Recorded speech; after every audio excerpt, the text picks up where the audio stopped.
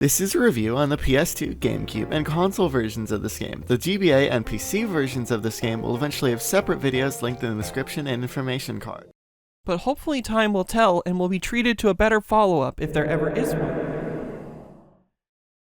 Rated everyone. 2 fairy godparents. 1 imaginative kid. Things are about to get really odd!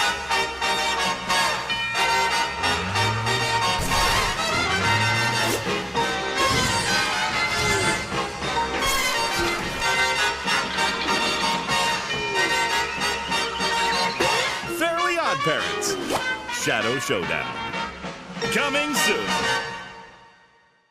After finishing up Breaking the Rules, THQ would waste no time in commissioning Blitz for a second Fairly Odd Parents game. This game would release in September of 2004, that is a mere 10 months difference from the 2003 release of Breaking the Rules, meaning this game had only between 6 to 10 months of development time. The show had yet not even gotten a whole new season out. That is no easy deadline to make, especially with internal team restructuring. Yes, that's right, Team Phoenix would never be credited on another game after Breaking the Rules, making their long-standing legacy that game and its previous venture TAS Wanted. Both games exhibit some of the same issues, most notably the odd decision to snuff out audio quality. Over-caffeinated hamsters gonna get past me. With the old team disbanded, a new team rose from the ashes of Phoenix, Team Cosmo. It comprises mostly of new members, however it retains the artists, animators, and core technology members of Team Phoenix while introducing a few new faces. Given the new blood, it's possible we could end up with a fairly different experience. However, with only months of time to develop, it could easily end up not having the time it needs, much like how the last game left me feeling. Reviews of the time seem to give this new title about as much credit as they gave the last one. Mark Manzo doesn't return. What a shame. Nintendo Power appears, but the text here is hardly what I'd call a review. The score averages out to 3.5 stars, so the consensus seems to be middle of the road. GameZone reviewed the game twice, once for each console it came out on.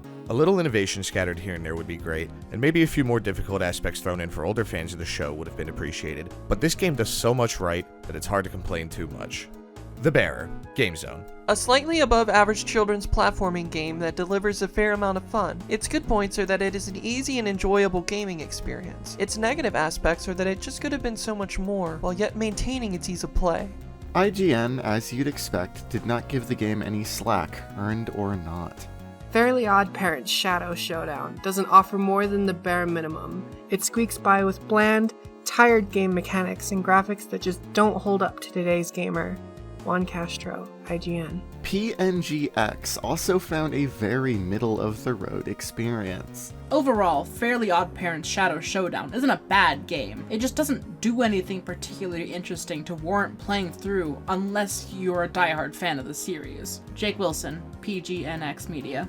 You heard me right earlier, 2 consoles. This release skipped out on the Xbox this time. An Xbox version of Shadow Showdown was planned, as evident by the info in a trailer at E3 2004. A licensed game appearing at E3, it's more common at this time than you'd think, and it's hardly the most notable occasion I can think of off the top of my head. This comes courtesy of the NextGenVideos.com DVD E3 Access and the Future of Video Games. I can find no other real record of this game at E3 2004, so maybe I'm jumping the gun in saying it's there at all. Regardless, this video exists, and I don't find it to be an impressive showcase. Back to the Xbox, it's not hard to imagine the first game didn't sell the best on the platform, so given the restraints, it was probably decided to refrain from an Xbox port. That leaves us with just 2 ways to play Shadow Showdown, between the PS2 and GameCube. Neither versions are particularly different. Breaking the Rules was much of the same. The Xbox version doubled the frame rate, but very little else is different between any of them. If you really want that 60 FPS, a code and patch exists for both GameCube and PS2 emulators. PS2 in particular has a widescreen patch as well, and in gameplay it works well, but cutscenes will have a lot of junk on the sides you clearly weren't meant to see. The 60 FPS patch also causes a pretty bad cutscene audio bug if you don't start a new game first, then load your save.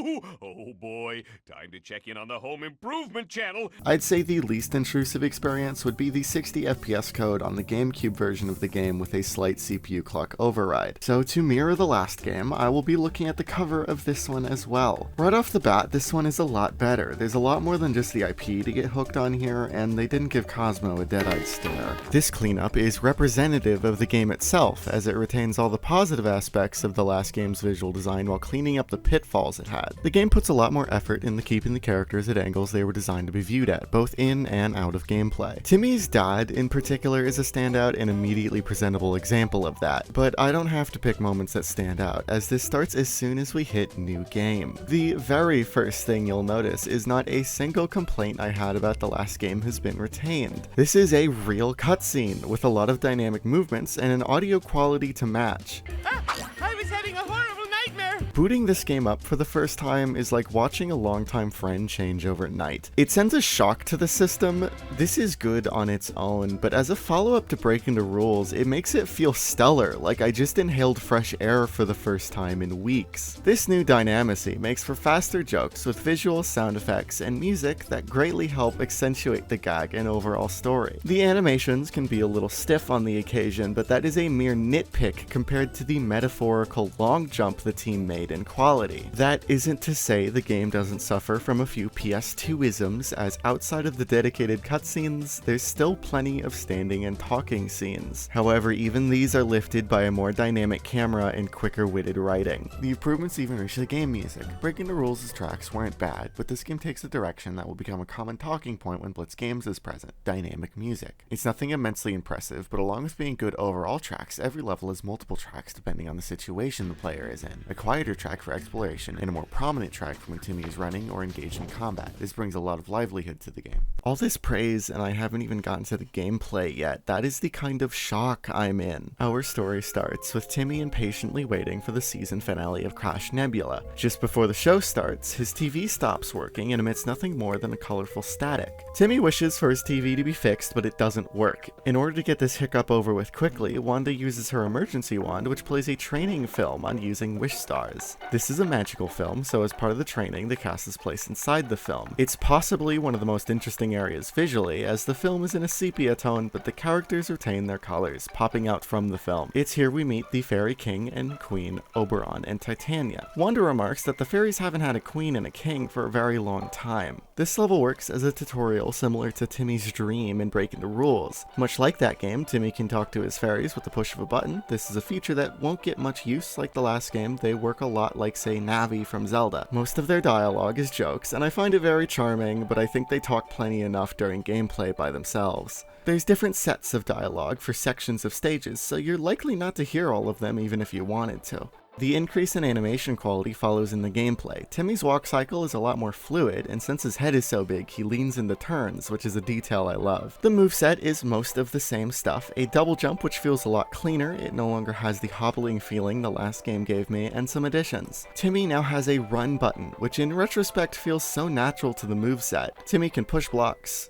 and has a proper slam move that works both as an attack and a proper way of handling buttons. Timmy also has a dive, but it serves no particular in-game use and halts momentum upon landing, so the Super Mario Sunshine Hat in Time crowd shouldn't get too excited. Wish Stars return as a collectible this time with only 3 instead of 5. This makes collecting them a smoother experience and means they can put more effort into the individual locations and challenges you have to do in order to get them without it dragging out too long. They also now come in a variety of colors. As you may recall, Wish Stars were treated as previously known objects. That makes Shadow Showdown, through this one idea alone, a prequel to Breaking the Rules. Another subject that eats at my brain for no other reason than the fact that it is information I have obtained that doesn't matter enough to be common knowledge. Wishes also work a magnitude differently. There's no wish panel. Upon collecting the 3rd star, Timmy wishes for it then and there, with a cutscene of the characters thinking on what the best thing for the situation they're in is. The wish is then stored in a menu of up to 3, which you can switch between at any time. On PS2, R1 brings up the menu and R2 acts as a quick swap between them. This works differently on GameCube, where a full R pull brings up the menu and a partial pull quick swaps. This means the wishes are more general than the ones in Breaking the Rules. The game has a few types of level formats it plays with. A few levels start linear but then branch out into 2 ways for the last 2 wishes. Some are completely linear, while some start with branching paths and then become linear for the last half.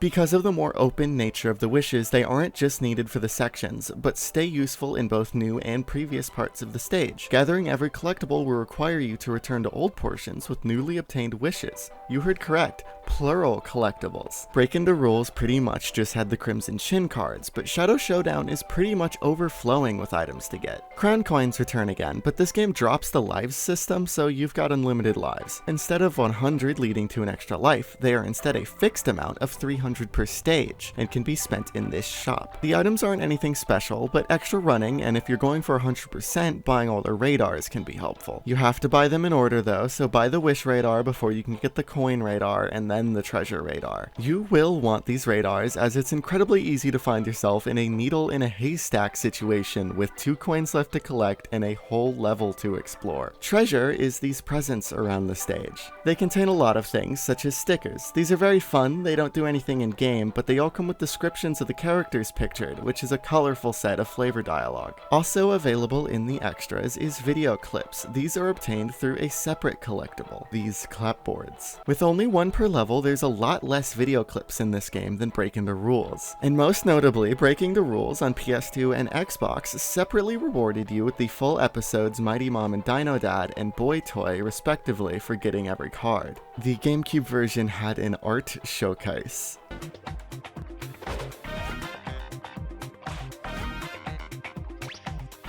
What the hell am I watching? Shadow Showdown has no such reward at all. This is possibly the only real downgrade that Shadow Showdown makes, but I largely think it makes up for it by having a very good selection of clips, including Find Your Voice, the objectively best Chip Skylark music video. To clean up this summary, last is the Clover Leaves. They increase your max health. You start with 3 points, and with 2 in each level, can end the game with a max of 7. More health isn't particularly useful though, since most hazards will restart you at the same point that running out of health will, and since you have no lives anymore, you'll probably be okay. Though I'd be lying if I said that more health didn't help a little. On top of a number of more things to do, the levels are generally on the longer side. No fear though, you can take breaks easily, as save points are placed frequently throughout the levels, buttons instead of doors, so Timmy isn't bonking into them anymore, but that role is fulfilled plenty by the presents now.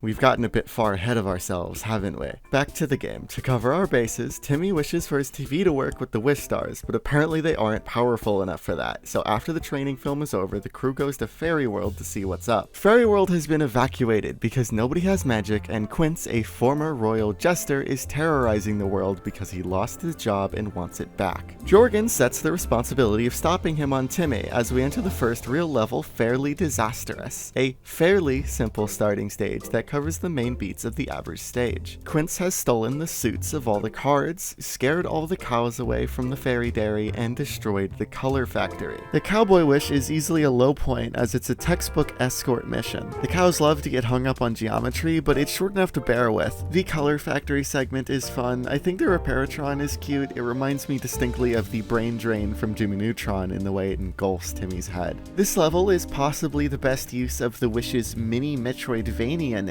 as all 3 are used in past sections. It's a little sad to admit that this particular idea peaked so early, but I don't mean to imply that the idea never gets off the ground again. After fixing everything in Fairy World, we head to the theater to confront Quince. As far as boss fights go, it's possibly the worst impression the game could give you. You use the card suit spray to hit him with the corresponding suit that he's wearing. An interesting concept, but in execution, you already know what suit he is. It's in his health bar, and it's always in the same order, which also happens to be in the order that the suits get switched by the button. Disappointing. Taking down Quince, we learn that he did not have the royal jewel and is not going to get his job back. So we don't actually know who has the royal jewel, and that is the central mystery of this game's plot. A mystery largely solved off screen, because instead, Timmy is tasked with gathering the ingredients to make a fairyversary muffin from Abracatastrophe. Pixie sugar, a phoenix egg, super strong hair-raising flour, and mooncalf milk. Very magical sounding items that Timmy manages to buy in short supply off the internet. What Timmy didn't account for is Vicky being at the front door before he can even start running down the stairs. Vicky takes the milk. Mom and Dad also show up, and Vicky is here despite that, as the whole reason she would be here is if they aren't, but that's a nitpick. They take the flour and sugar respectively, and all that's left is the phoenix egg.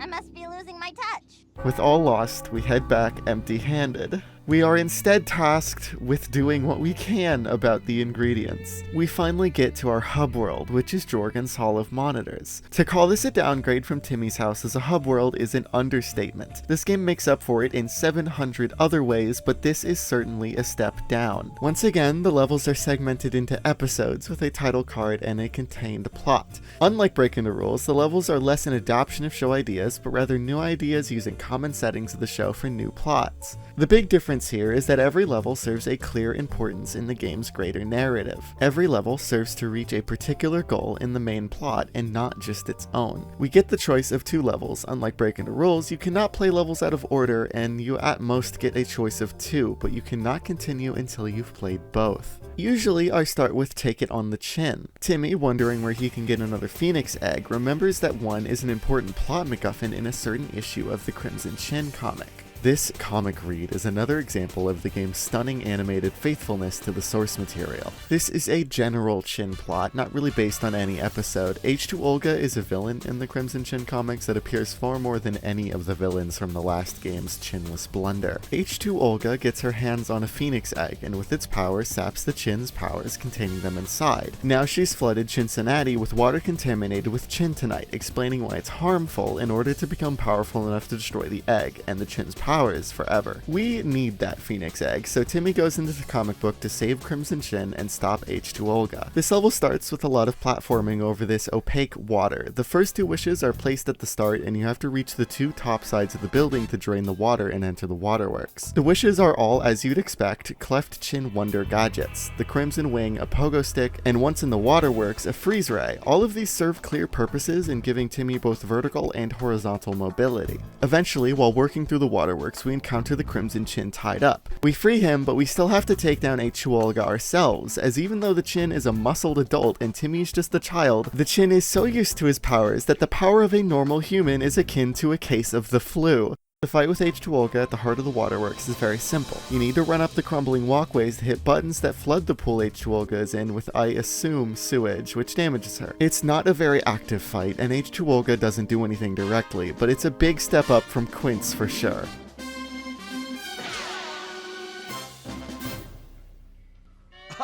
Wrong way.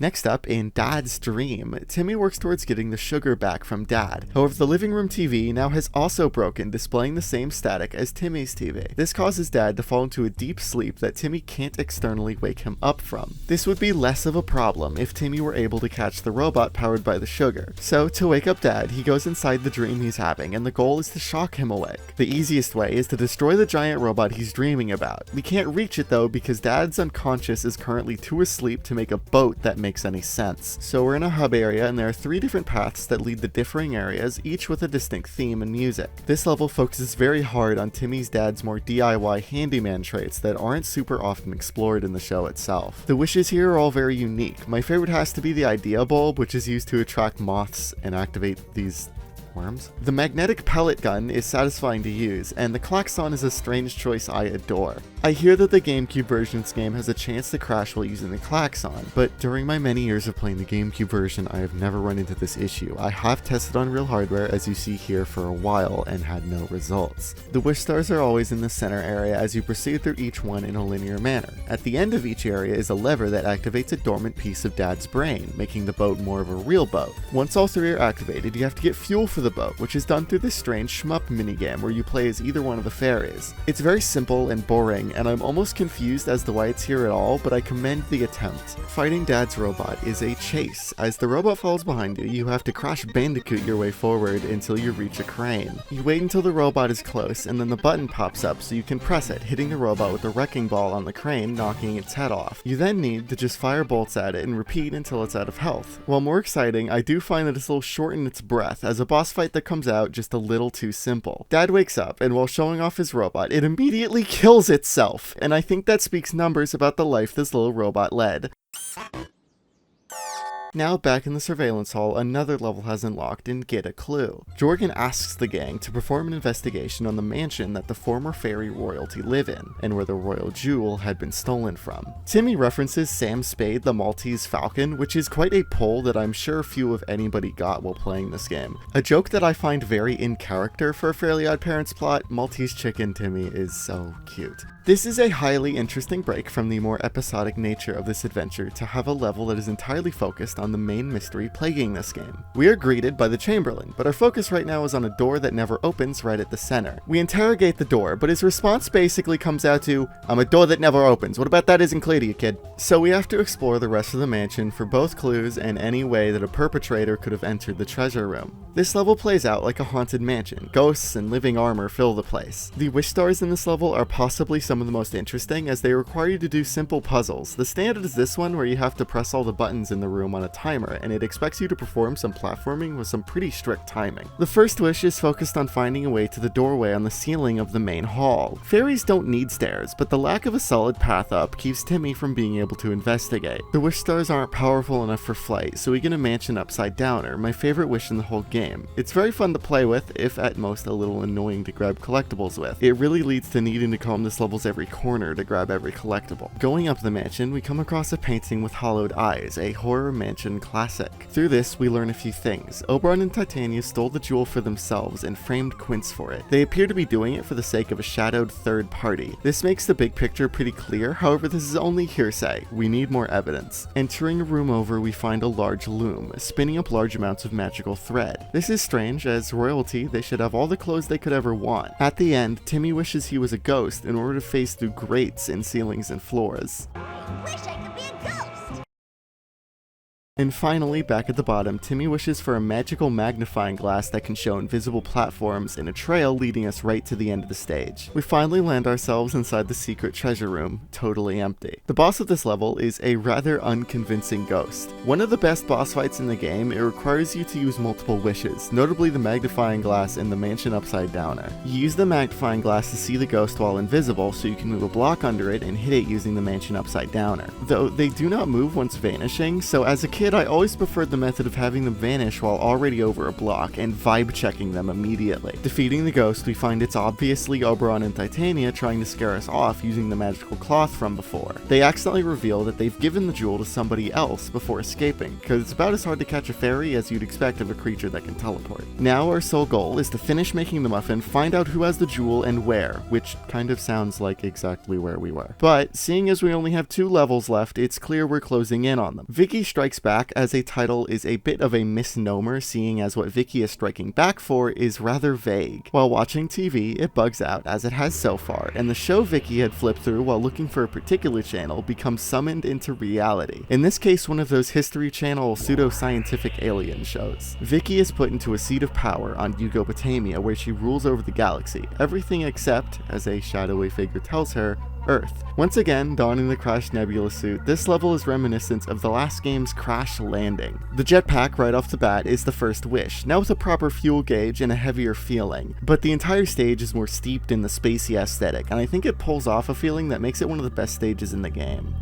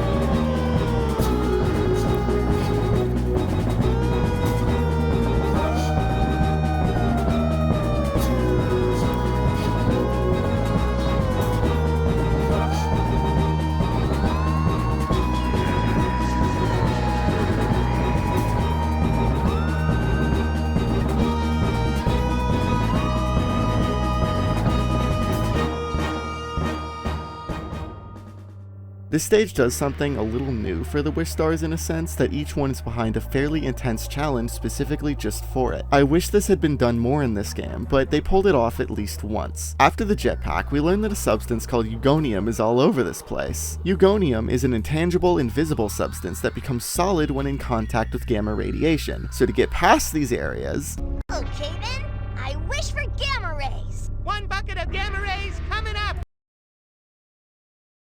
Timmy's suit is modified to give off gamma rays and also insulate Timmy from gamma rays. I'm glad they thought about that, but I still have to speculate on the ethics of giving Timmy an omnidirectional cancer ray. Eugonium is an interesting platform. It's only visible within a few dozen feet of Timmy, and they have variants that move and crumble. There's some to get a collectible at the start of the stage, which is kind of incredible to figure out on your own. The next set of Wish Stars is set in some of the hardest platforming sections in the game, mostly because of how big the hitboxes are on these obstacles are, combined with being asked to complete it under a time limit. The final wish is for a pinballistic velocitizer. This is really the wish that brings the stage to my favorite, even if so very painfully underutilized. This ball basically turns this into a basic Sonic game, and the worst of it all is that the momentum and physics that were coded into this ball aren't even actually used for the stage meaningfully. This little playground you get with it is the most fun this game ever becomes, and is a striking high point in an already good game. You can get everything in this room just by utilizing the physics of the ball form. Unfortunately, what the game is actually asking you to do is solve these, albeit interesting, completely stiff puzzles. It's over before it feels like it's even begun, and just like that, you're at the very end of the stage. To open the final door, we have to do the shmup minigame again here for the second time and final time. It's really baffling. Finally entering the Empress's chambers. What the hell is she doing? This boss is fairly simple. There's a big gap between us and several buttons, so we switch to gamma rays. We then walk to each of the 3 buttons, which activates an area to launch at Vicky's tower as a pinball. This loops a few times. The only big thing to mention is that every hit the laser Mark is firing goes out of control, removing some Eugonium from the playing field, meaning you have to be more careful while traveling from one button to another. This fight ends quickly. The babysitting ray is only at 6%, but there's nothing wrong with an efficient hero. The show straight up ends to credits after "This is a joke made just slightly before in Channel Chasers. I'd have 2 nickels." We should get out of here before the commercials start then. We're closing in on the end with The Great Escape. I don't get it. the only level to be pretty specifically based on an episode this time, the ape segment of Abracatastrophe. Timmy's mother is attempting to watch a show on baking banana bread when the TV switches to a documentary on monkeys. A king of apes spawns in the kitchen. While they're arguing, the TV switches to that shadowy figure again who tells the ape king that a boy in a pink hat will collapse his empire. He questions if he should believe the TV, but Timmy's mom speaks up to say that describes Timmy pretty well. So great job there. Timmy doesn't actually wear a pink hat in this stage. He wears his getup from the episode itself, which has a leopard print hat. So we spawn in jail. We learn that the monkeys are second-rate citizens, and a political prisoner ape here exposits to us that the king's regime has been iron-fisted because of the fear over Timmy. There's a resistance building, however, among all the dissenters. This doesn't come to play in the level whatsoever. The monkeys are told to us as helpers, but you'll notice the first wish is a banana cannon, which we use to coax the monkeys into moving where we want them to. The monkeys aren't enemies, but they aren't exactly painted as the most willing participants in gameplay. This segment is largely about stealth. It doesn't last too long. It has a similar appeal to the scout level of the last game. You can use a banana launcher to distract the guards too. Once you're out of the prison, the level opens up in the 2 paths you can take in any order. Both the second and third wishes can be gotten at once here if you take the effort. First is to deal with these bolts around the level. Timmy makes an easy wish, a monkey wrench. We get a monkey.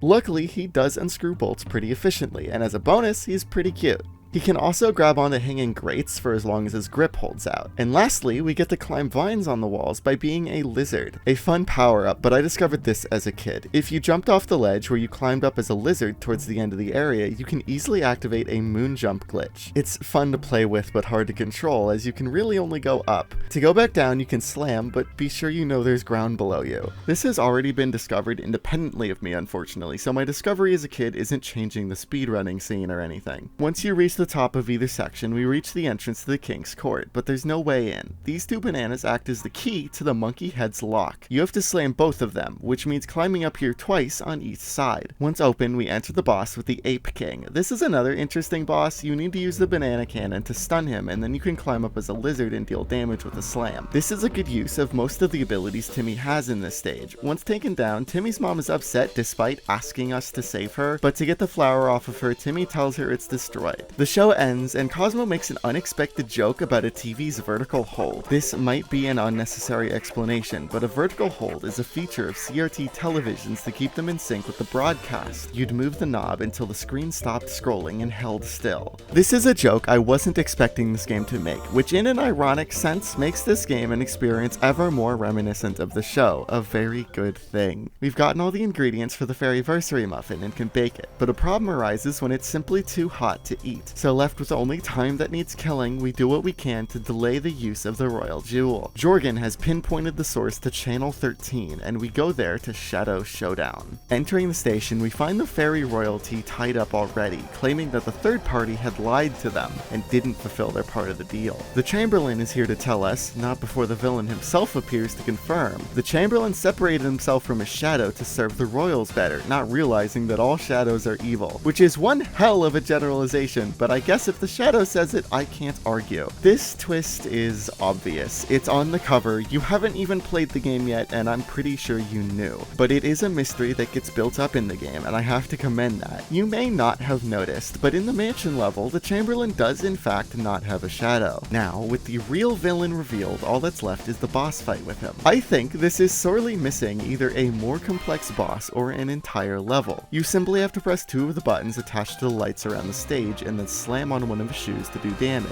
Repeat this for a while and you're golden. There's no full stage, so there's no wishes to shake up the moveset used to defeat him. And the boss just ends so quickly, he's reduced to a puddle and it looks like we may not have needed the muffin after all. We're only allowed to think that for a while because he gets right back up. The final cutscene is a fight to get a hold of the muffin before the shadow does. The former fairy royalty helps.